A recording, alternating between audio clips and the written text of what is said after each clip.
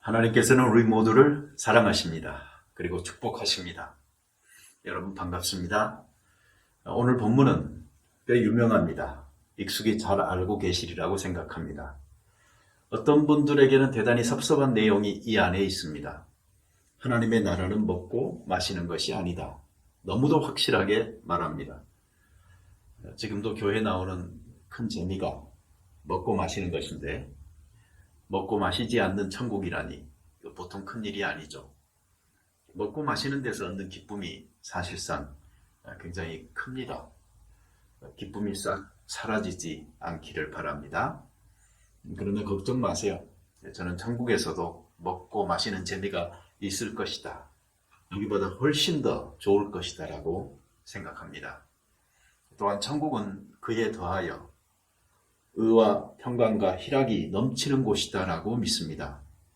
물론 교회에서도 여러분들 절대로 섭섭하게 대접하지 않습니다. 모일 때마다 충분히 먹고 마시면서 의와 평강과 희락을 충분히 또한 누리시기를 바랍니다. 오늘 본문은 천국 가냐 지옥 가냐 이런 심각한 토론이 아닙니다. 이론적 설명도 아닙니다. 그냥 먹고 마시는 문제가 교회 생활의 문제로까지 확대되자 사도 바울이 그 사안을 취급하는 도중에 나오는 구절입니다.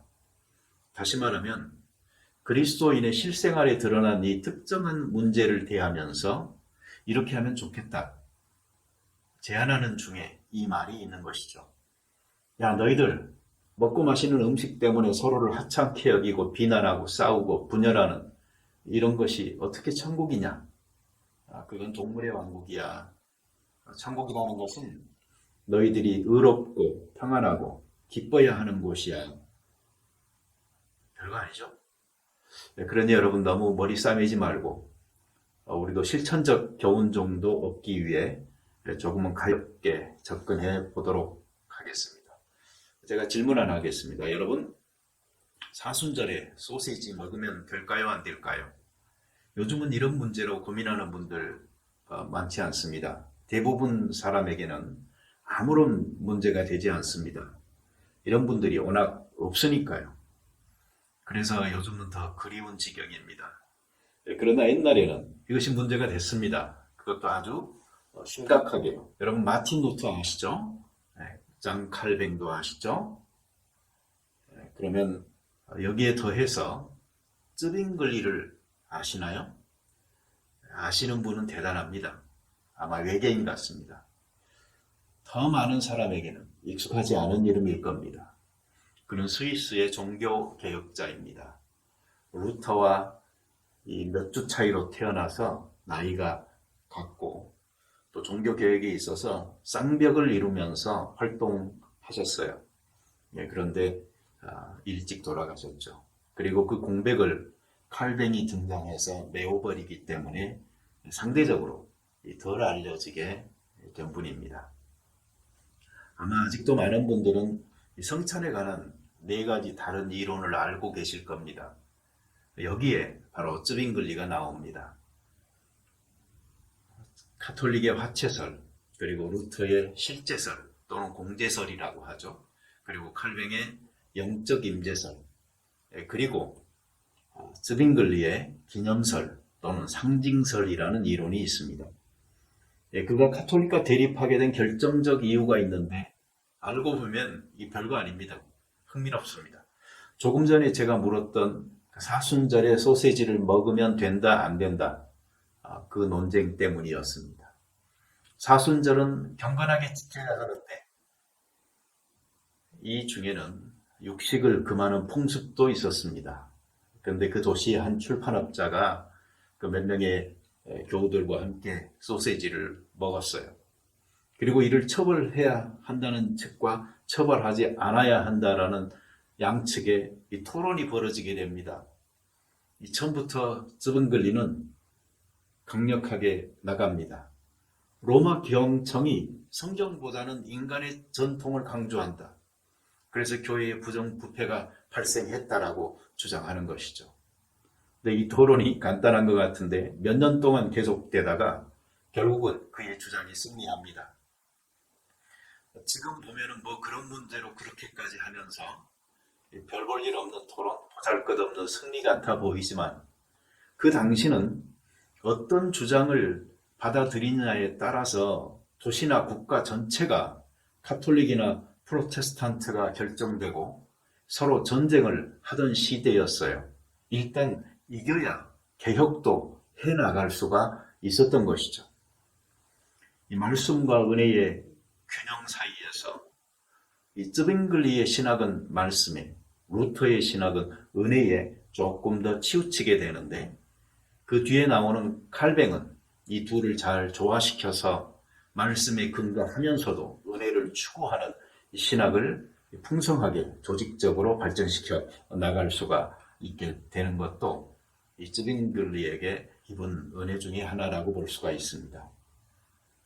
그래서 이 종교개혁사를 배우면은 쯔빙글리가 참 대단한 사람이다라는 사실을 발견합니다. 그는 루터보다도 훨씬 더 개혁적이었어요. 성직자의 독신제도 파기하고 교회 안에 오르간 부수고 성화를 제거합니다. 금식과 금욕도 성경적 근거가 없다고 주장하고 카톨릭 측의 군대와 전쟁 중에 47세로 일찍 돌아가십니다. 불행하게도 그의 시체는 4조각이 나고 화형에 처해지게 됩니다. 우리 종교개혁자들이 그렇게 신앙을 지켰습니다. 자, 중요한 것은요, 무엇이 아니다가 아니고 무엇이 이다라고 말하는 부분입니다. 다 아시죠? 하나님의 나라는 의와 평강과 희락이다. 맞습니다. 하나님의 나라는 성령 안에서 의와 평강과 희락입니다. 제가 질문 하나 던지겠습니다. 이 셋 중에서 가장 탐구되지 않은 영역이 무엇일까요? 저는 희락, 즉 기쁨이라고 생각합니다.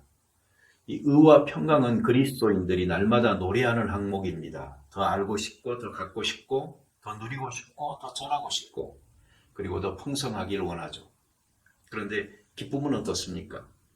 누구나 다 추구하면서도 상대적으로 개인적인 영역으로 여겨지고 이 기쁨이라는 주제가 교회 또는 사회적인 공적 영역으로 많이 나와 있지 않습니다. 논의도 잘 안 되고 있습니다. 그래서 오늘은 이 의와 평강과 희락 중에서 이 희락을 좀 더 중점적으로 다뤄보기로 하겠습니다. 여러분, 기독교 희락주의라는 말을 들어보셨나요? 내가 기뻐할 때 하나님도 기뻐하신다. 하나님이 기뻐하시는 일을 순종하여 할 때에 나도 가장 보람되고 기쁜 삶을 사는 것이다. 이런 주장이죠. 기독교 역사에서 지속된 하나의 운동이라고 할 수 있는데 이 시대에는 하나님 중심적인 복음 이해를 강조하고 있는 존 파이퍼라는 분이 그 중심에 서 있습니다. 조금 거슬러서 올라가면 조나단 에드워드로부터 영향을 받았다는 것도 알 수가 있습니다. 이 운동에 좋은 점이 있습니다. 기독교인들이 하나님을 중심에 두고 섬기면서 적극적으로 기뻐하고 적극적으로 표현하며 살면 얼마나 좋습니까? 가만히 있는 것보다는 훨씬 낫죠. 뭔가 일어날 것 같잖아요. 정말 그렇습니다. 기쁨이 힘이 있습니다. 여러분, 기뻐하는 그리스도인들은 그 기쁨을 퍼뜨리게 됩니다. 전염성이 아주 강한 행복 바이러스라고나 할까요? 요새 퍼뜨린다는 말을 함부로 하면 안 되죠. 스톱 스프레이. 가까이 붙어서 바이러스 퍼뜨리지 말고 사회적 거리두기 시행하시오. 이런 분위기잖아요. 그런데 우리가 복음을 전하라라고 할 때도 spread the gospel of Jesus Christ라고 합니다. 이 무엇을 퍼뜨리느냐가 중요하죠. 우리는 복음을, 그리고 복음의 기쁨을 퍼뜨리는 그런 사람들이 되었으면 좋겠습니다. 현재 이 기독교가 당면하고 있는 문제가 있습니다. 점점 심해져 이제는 고질적 질병이 됐는데요. 피상적인 믿음과 틀에 박힌 기독교인의 생활, 그리고 석고화된 기독교입니다. 여기에 기쁨의 요소가 더해져야 하는 거죠. 그래야 활기가 생기고 활력이 넘치고 활동이 일어납니다. 그러니 기쁨은 현재 기독교로 교회 성도들이 앓고 있는 질병을 자연스럽게 치료할 수 있는 가능성을 열어주고 또 그렇게 할 수 있는 힘이 있습니다. 여러분, 그러니 우리 기쁘게 살도록 합시다. 기쁨을 추구하려고 하면 뭔가 목덜미가 잡히는 느낌, 누가 잡죠? 그분께서 부드러운 손길로 또는 아주 강력하게 째려보면서, 여러분 경험해 보셨나요? 아마 많으실 거예요. 우리 자주 경험합니다.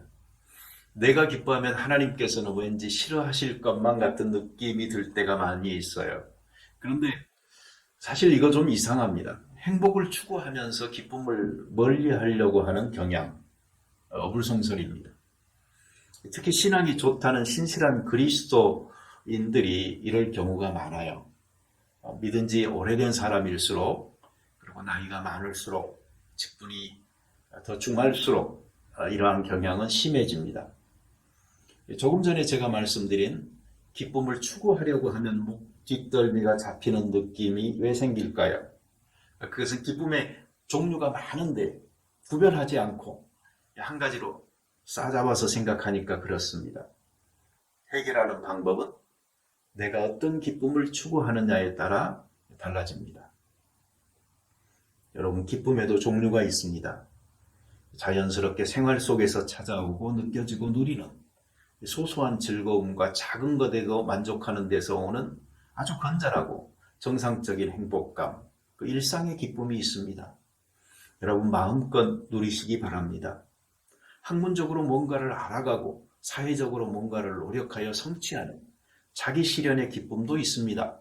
마음껏 누리시기 바랍니다. 도덕적으로 꺼리낌이 없는 데서 오는 평안, 평온, 평강의 기쁨이 있습니다. 여러분, 마음껏 누리시기 바랍니다. 또한 영적으로 믿음과 이 소망의 기쁨이 있습니다. 마음껏 누리시기 바랍니다. 이런 기쁨 추구한다고 아무런 문제되지 않습니다. 우리가 얼마든지 더 많이 기뻐하도록 노력할 수가 있는 것이죠.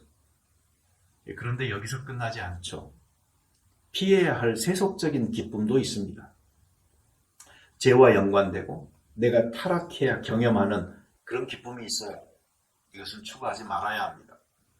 범죄가 어떤 때는 스릴도 있고 보상도 크지만, 그리고 빠르지만 멈추세요. 여러분, 목덜미 잡히는 경험이 많은 사람들 회개해야 합니다. 그동안 너무 세속적인 기쁨을 추구하지 않았는가 성찰도 필요합니다. 그렇지만 저는 이 사람들은 행복한 사람이다 라고 말하고 싶어요. 왜죠? 목덜미 잡히는 느낌을 왜 갖겠어요? 그것은 아직도 믿음의 양심, 절제와 통제 살아있다는 거잖아요. 아직 죽지 않았어요. 지켜야 할 선이 있고 넘지 말아야 할 선이 있다는 것을 알고 있으며 또한 멈춰라 라는 경고 신호를 받는다는 것이거든요. 이에 더하여 하나님의 사랑하심이 함께하는 사람이니 회개와 더불어서 감사도 더욱 크게 해야 될 사람들이 바로 이런 사람들이에요. 여러분, 정말 심각하게 회개해야 할 사람은 누구일까요? 그것은 목덜미 잡히는 경험조차 없이 곧바로 타락해 죄 지으면서도 세속적이고 육적인 기쁨을 계속 추구하는 사람입니다. 이런 분들은 요즘 말로 하면은 증상 없는 감염자들이에요. 복균자예요. 잘못하면 슈퍼 전파자가 될 수 있고 갑자기 죽음을 맞을 수도 있어요. 주의해야 합니다. 여러분, 예수님 당시 메소포타미아와 팔레스타인 지역의 이방 종교 정말 대단했어요. 왜 신전에 여사제가 있었을까요? 먹고 마시고 노래하고 춤추는 이 광란의 축제와 함께 음란한 행위가 이어졌습니다. 세속적이고 육적인 기쁨을 추구하면 그 보상은 빠르고 금방 기뻐할 수 있지만 곧바로 슬픔과 후회가 뒤따릅니다. 또 어둠에 빠져들수록 빛으로 나오기를 거절하는 고집스러움이 생깁니다. 죄의 보상을 누릴수록 점점 더 회개하지 않게 됩니다. 악순환이고 중독성에, 아주 강한 중독성에 헤어나오지 못하고 있는 것입니다. 여러분, 이와 반대로 정반대편에 서 있는 기쁨도 있습니다. 너무 기뻐요. 그런데 이상한 현상이 일어나요. 기쁘면 웃어야 되잖아요. 그런데 울어요. 그러면서 기쁘다고 합니다. 왜일까요? 경험하지 않으면 모릅니다. 이 기쁨은 처음에는 슬퍼요. 그리고 흐느끼고 뉘우쳐요. 가슴을 치고 통곡해요. 결심하고 돌아섭니다. 사람이 달라지고 관계가 달라집니다. 완전히 다른 생각을 하게 되고 다른 선택을 하게 되고 다른 행동을 하는 사람이 됩니다. 이 기쁨이 어떤 기쁨인지 아시겠어요? 그것은 근심에서 시작하지만 생명에 이르게 되는 결과가 맺어지는 회개의 기쁨입니다. 이 기쁨은 그냥 기쁨이 아닙니다. 그렇다고 슬픈 기쁨도 아닙니다. 저는 이러한 기쁨을 너무나 깊은 슬픔을 거친 기쁨, 그래서 기쁨 중 최고의 기쁨, 이렇게 말씀을 드리고 싶어요. 용서받는 기쁨, 죄로부터 해방되고 죄책으로부터 자유롭게 되는 기쁨인 것이죠. 이렇게 되면 감사와 찬송이 저절로 나옵니다. 그러니 이후에는 감사하는 삶을 살되고 찬송하는 삶을 살게 되는 것입니다. 어떤 분들은 나는 감사와 찬송이 쉽게 나오지 않아요 라고 말하죠. 왜 그럴까요? 감사와 찬송에서 막힌 것이 아닙니다. 그 전에 기쁨에서 막혀서 그 기쁨이 터져 나오지 못하고 있는 것입니다. 여러분, 기쁨이 크면 소리 지릅니다. 회개하면 큰 소리 지르게 하는 기쁨이 샘처럼 터지면서 저절로 감사하고 찬송하게 되는 것입니다. 여러분, 하나님의 은혜는 쏟아붓듯이 찾아옵니다. 표현은 다르지만 어떤 이들은 가랑비 같다고 말합니다. 그러면서도 그 가랑비에 옷 젖는 줄 모른다고 말합니다. 그 형태가 가랑비처럼 내리듯 소나기처럼 내리듯 은혜의 양이라는 것은 엄청나다는 것을 말합니다. 미풍처럼 지나가거나 폭풍처럼 찾아오더라도 은혜의 힘은 저항할 수 없이 강력합니다. 하나님의 은혜로 회개하고 하나님께 돌아와 하나님의 자녀가 된 사람에게 하나님께서는 무한한 기쁨을 선물로 주십니다. 이렇게 선물을 받은 그리스도인들은 웬만한 고생과 고난 문제되지 않습니다. 핍박과 환난 중에서도 기뻐하고요. 순고하면서도 기뻐하고 충만하여 봉사의 일을 계속할 수 있습니다. 이 기쁨, 이 감격은 세상 사람이 알지 못하는 것입니다. 고린도전서 2장 14절이 말하듯 육에 속한 사람은 하나님의 성령의 일들을 받지 아니하나니 그것이 그들에게는 어리석게 보이며 또 그는 그것들을 알 수도 없나니 그러한 일은 영적으로 분별되기 때문이라. 아멘. 여러분, 기쁨은 우울함, 침울함이 아니고 유쾌함입니다. 그리스도인은 유쾌하게 살아야 합니다.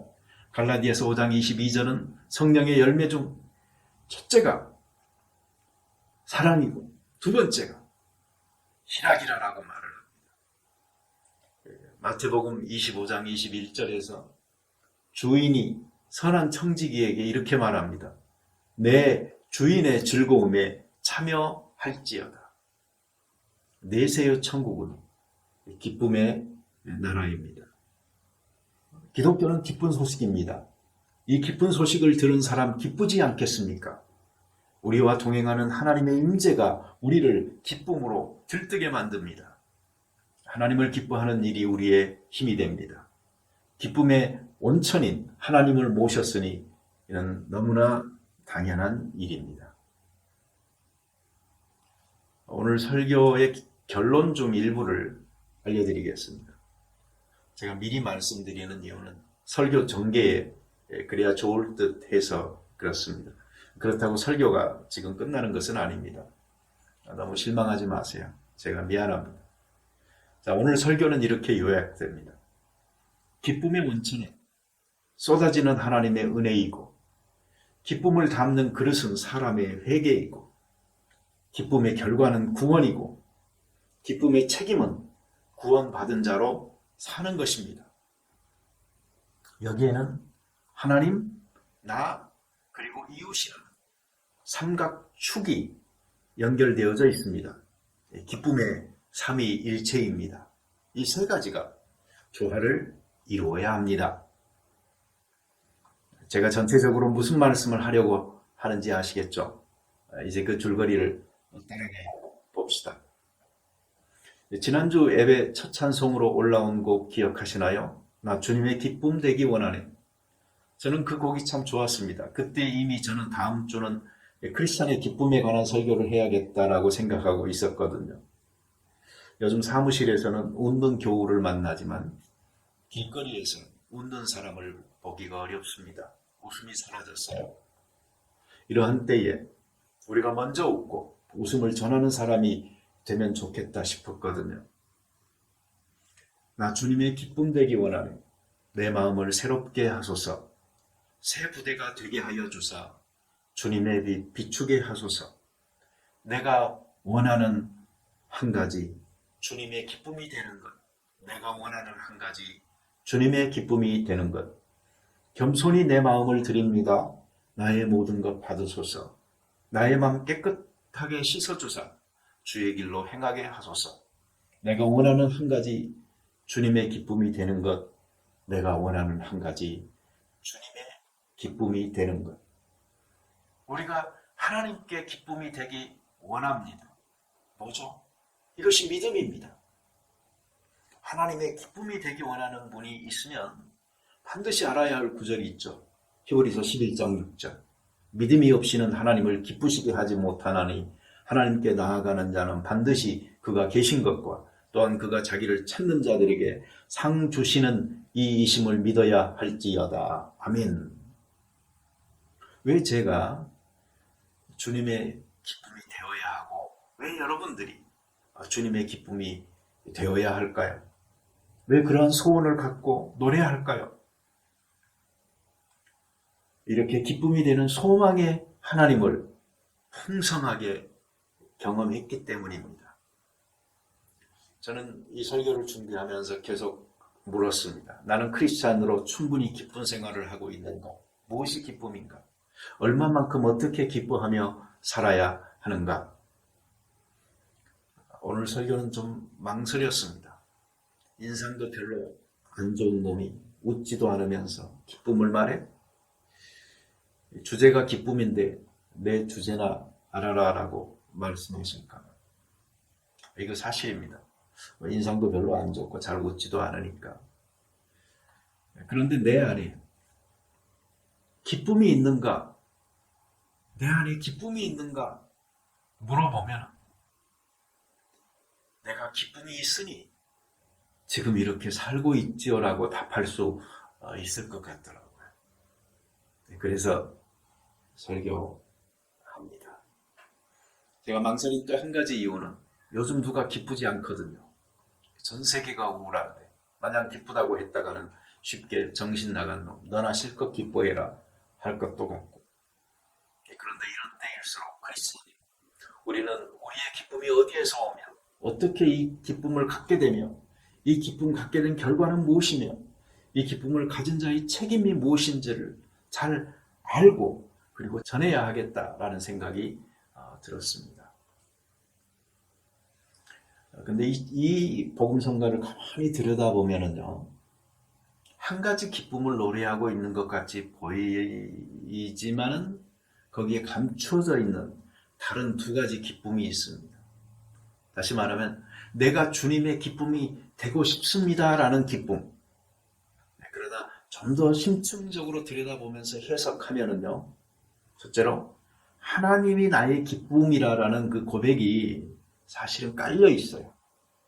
여러분, 내가 왜 하나님의 기쁨이 되기를 원할까요? 그것은 바로 하나님이 나의 기쁨이라는, 소망이 되신다는 그 경험이, 그리고 그 고백이 있기 때문입니다. 둘째는, 여기에는 이웃의 기쁨이 또한 숨겨져 있어요. 어떻게 내가 하나님의 기쁨이 될 수 있을까요? 바로 내 이웃의 기쁨이 내가 될 수 있어야 가능하지 않습니까? 그래서 새 부대가 되게 하여 주사 주님의 빛 비추게 하소서. 누구에게 주님의 빛을 비출까요? 나의 맘 깨끗하게 씻어주사 주의 길로 행하게 하소서. 주의 길로 행한다는 것은 무엇을 의미할까요?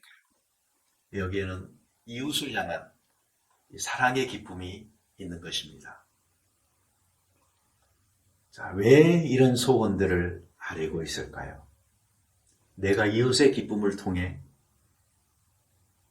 하나님께서 기뻐하시기를 바라는 거죠. 이번에 워킹 홀로데이 청년들을 위해 교회에서 그리고 선교회에서 우리가 나눔을 실천하는 일을 하는데, 이 일도 우리의 이웃과 하나님을 기쁘게 하리라고 믿습니다. 바라기는 이렇게 숨겨져 있는 모든 기쁨들이 한꺼번에 튀어 올라와야 합니다. 그래서 우리 삶의 무대에 등장해서 이 기쁨들이 서로 춤출 때에, 그래야 사는 맛이 살아나고 삶이 풍요로워질 수가 있습니다. 여러분, 요즘 행복이라는 말을 많이 사용하죠. 누구나 다 행복하고 싶으니 당연하다 생각합니다. 조금 남용되는 측면도 있긴 있어요. 그러나 행복은 우리 모두가 추구하는 바이고, 이것은 기쁨을 향한 여행이라 생각됩니다. 기쁨을 매개로 한 하나님과 나, 그리고 이웃의 원만한 관계, 그리고 아름다운 조화는 정말로 우리를 행복하게 하리라고 확신합니다. 어느 한편만 기쁘면 안 되잖아요. 다 좋아야 합니다. 세 가지 기쁨이 잘 연결되고 어디에서든지 끊어지면 안 됩니다. 이것이 기쁨의 삼위일체입니다. 세 가지 기쁨이 잘 조화될 때 하나님께서 기뻐하시고 우리의 기쁨이 충만해지며 이웃의 기쁨도 배가 될 것입니다. 하나님은 기쁨의 하나님입니다. 하나님은 자신이 창조한 세계를 보면서 무척이나 좋아하셨습니다. 하나님도 즐거움을 아십니다. 즐거움을 즐기십니다. 바로 이 기쁨의 창조자가 하나님이시기 때문에 시편 104편 11절은 이렇게 말합니다. 주의 앞에는 충만한 기쁨이 있고 주의 오른쪽에는 영원한 즐거움이 있으며, 31절은 여호와는 자신께서 행하시는 일들로 말미암아 즐거워한다라고 말합니다. 이렇게 자족하시고 만족하시고 충족하시는 하나님, 행복으로 따져도 행복 그 자체이시며 기쁨으로 따져도 그 기쁨 자체이신 하나님이십니다. 하나님께서는 예수 그리스도를 기뻐하셨습니다. 마태복음 3장 17절, 하늘로부터 소리가 있어 말씀하시되 이는 내 사랑하는 아들이요 내 기뻐하는 자라 하시니라. 하나님께서 예수님만 이렇게 기뻐하셨을까요? 아닙니다. 그리스도인도 역시 하나님께 기뻐하심을 입은 사람들입니다. 누가복음 2장 14절, 지극히 높은 곳에서는 하나님께 영광이요 땅에서는 기뻐하심을 입은 사람들 중에 평화로다. 아멘. 요한복음 15장에서 예수님은 자신이 하신 교훈과 명령의 목적이 바로 우리의 기쁨을 충만하게 하려 함이다 라고 말씀을 하셨습니다. 그러니 예수님의 가르침은 하나님만을 위한 것이 아니고 바로 우리의 기쁨을 충만하게 하기 위한 예수님의 교훈이라는 것을 알고 우리 잘 순종하며 살아야 되겠습니다. 여러분, 기쁨의 하나님께서는 우리의 기쁨이 되십니다. 그래서 하나님 안에 있는 이 소망을 발견하는 자 기뻐할 수밖에 없습니다. 느헤미야 8장 10절은 여호와로 인하여 기뻐하는 것이 너희의 힘이니라 라고 말합니다. 무엇보다 우리를 살린 이 복음의 기쁨 속에서 은혜에 젖어서 살아야 하겠습니다. 하나님의 은혜는 쏟아붓는 소나기처럼 찾아옵니다. 어떤 일은 가랑비처럼 내린다고 말하기도 한다고 했죠. 네. 어느 쪽이든 관계없어요. 충분히 젖으면 되는 것입니다. 즈빙글리라는 분은 말씀을 중시했고 강조했고 그리고 강력하게 실행했습니다. 근데 그분이 이런 말을 했어요. 하나님과 교제하도록 하나님의 형상을 따라 창조된 인간이기에 내부에 자리 잡은 진정한 심성이 하나님의 율법 속에서 기쁨을 발견하는 것이 사실이라면 하나님의 말씀이 인간의 내면적 존재를 즐겁게 한다. 여러분, 이 말 중에서 하나님의 율법 속에서 기쁨을 발견하는 것이라는 말이 있죠. 그리스도인은 복음 안에서 기쁨을 발견합니다. 그러나 여기에서 끝나면 안 됩니다. 율법 안에서도 기쁨을 발견해야 합니다. 그래서 우리를 자유하게 하는 복음 안에서 발견한 기쁨을 가지고 우리를 규모 있게 율법 안에서 기쁨으로 실천해야 되겠습니다.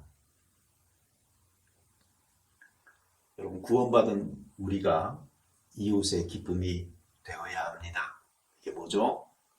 사랑입니다. 크리스천들이 물어야 할 질문이 있습니다.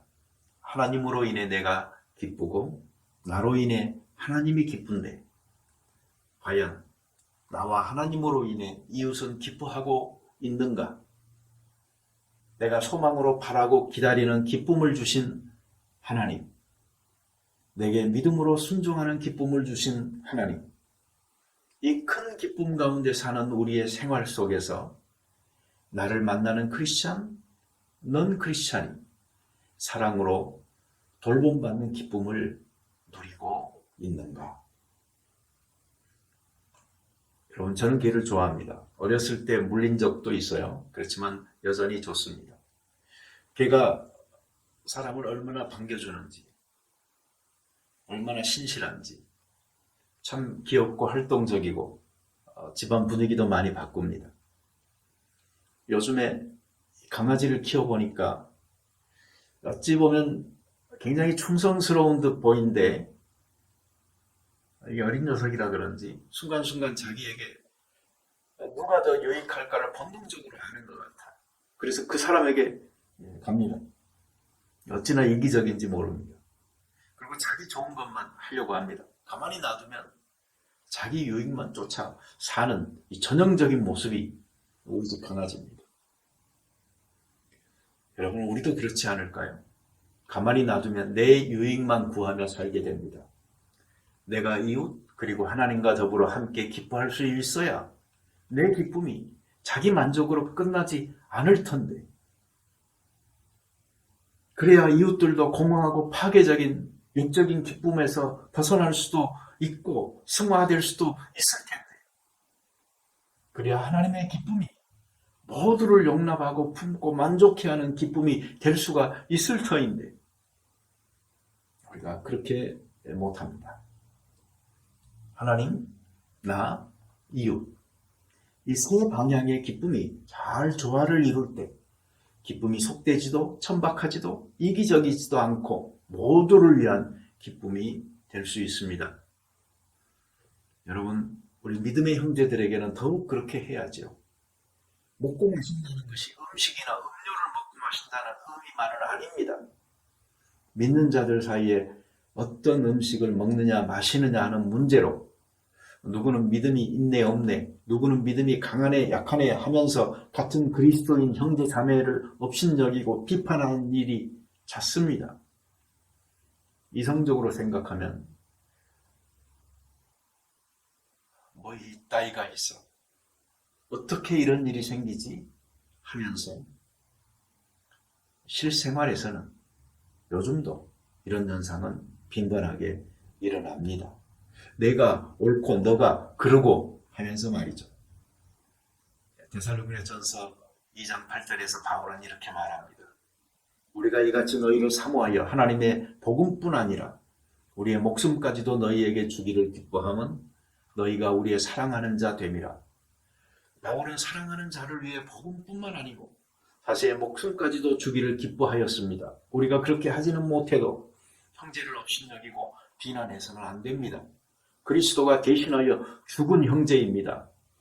그의 주인이 바로 하나님이십니다. 기쁨의 원천은 하나님의 은혜입니다. 쏟아지는 기쁨을 담는 그릇은 사람의 회개입니다. 이런 감격적인 기쁨의 결과는 구원입니다. 구원받아 기뻐하는 자의 책임은 구원받은 자로 사는 삶입니다. 제가 소개해드렸던 결론 중에 일부이죠. 그 말은 지금 결론에 도달했다는 말입니다. 크리스천이라면 누구나 좋아하여서 자주 부르는 찬송이 있습니다. 내 영혼의 그 깊은 데서 맑은 가락이 울려나네. 이 찬송을 부르면 평안과 기쁨이 가득 차오릅니다. 그리스도인은 하나님의 임재 속에서 그 통치에 순종할 때 하나님의 나라를 경험합니다. 사람의 의가 아닌 예수님의 의, 십자가의 보혈의 은혜로 옷 입어 구원을 받았으니 이제 평강의 힘과 기쁨의 능력으로 사람들 사이에서 의롭고 평안하고 기뻐하면서 이웃과 기쁨을 나누어 하나님을 기쁘시게 하는 삶을 사시기를 바랍니다. 아멘. 같이 기도합니다. 하나님 감사합니다. 슬픔이 많은 세상입니다. 인생 자체가 슬픕니다. 이러한 가운데서 우리에게 구원의 기쁨을 알게 하시고 하나님을 위해서 사는 삶이 우리의 기쁨이 되게 하심을 감사드립니다. 이에 더하여 우리의 이웃들을 사랑하게 하시고 우리가 또한 그들의 기쁨이 될 수 있도록 도와주시옵소서. 그리하여서 하나님 안에서 누릴 수 있는 축복을, 그리고 이웃들 가운데서 누릴 수 있는 축복을 우리가 누리면서 기쁨 충만하게 살 수 있게 축복하여 주시옵소서. 하나님, 사람들은 코로나 바이러스보다 더 강력한 바이러스가 올 것이라는 두려움을 갖고 있습니다. 그러나 우리는 믿습니다. 하나님 안에서 모든 두려움은 사라지고, 그리고 무엇보다도 강력한 것은 하나님의 사랑이며 그리스도의 그 사랑으로부터 우리를 끊을 수 있는 것은 아무것도 없다는 것을 믿사옵나니 모두를 안전하고 평안하게 지켜주시고 보호하여 주시옵소서. 이번 사태가 이제 잘 종식되어 갈 수 있는 희망의 빛을 보게 하심을 감사를 드립니다. 하나님, 우리가 갖고 있는 이 사랑의 그리고 믿음의 이 소망의 기쁨이 얼마나 크고 강력한 것이라는 것을 깨달을 수 있도록 하셔서 주변의 사람들에게 잘 전하고 함께 나눌 적에 우리의 기쁨이 폭발적으로 그들 가운데서 재생산될 수 있도록 도와주시옵소서. 또한 우리가 이 기쁨의 전파자들이 되게 하시고 기쁨을 앞서서 전하고 표현한 사람들 되게 도와주시옵소서. 예수님의 이름으로 기도드립니다. 아멘.